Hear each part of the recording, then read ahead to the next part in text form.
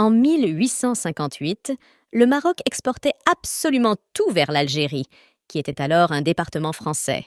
L'exportation des produits marocains dans la province d'Oran se fait principalement par Fès, Taza et Oujda. Fès fabriquant les objets convenables pour le marché de l'Algérie.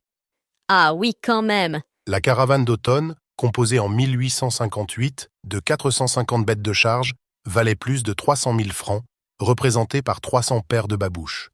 Les autres articles sont les haïques en soie pure, soie et laine et coton, les foulards de soie pure, de soie, or et argent, les tissus de soie et or, la soie à coudre, floche et teintes de diverses couleurs, les ceintures en soie et or et argent, soie et laine et coton, Quelle générosité! Fiers de nos ancêtres. les cordons en soie pour soutenir les yatagans, cordons, soie et laine, ou laine pure pour les Arabes pauvres, tissus de coton, foutas de Fès, tapis en pure laine, beaucoup de bracelets de mains et de pieds, en or et en argent, les poteries de Fès, le zélige, carreaux de faïence peinte, Répète, s'il te plaît, c'est très intéressant. les poteries de Fès, le zélige, carreaux de faïence peinte, les parfums, entre autres le bois de santal, dit oud el komari, et qui en brûlant répand une odeur semblable au parfum mélangé du musc, du citron et de la rose. Ah oui, quand même! Des gommes odoriférantes ou en sang.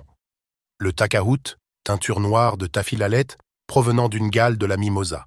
La terre saponaire ou rassoul, on l'envoie par mer au naturel, il serait trop lourd en cet état pour la caravane.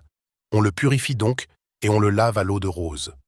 Le kohol ou antimoine pour noircir les cils et animer l'œil.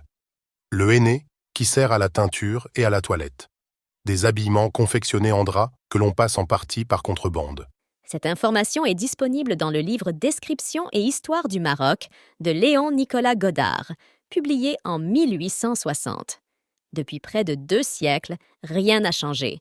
Le Maroc continue d'exporter les mêmes produits vers l'Algérie. À la prochaine.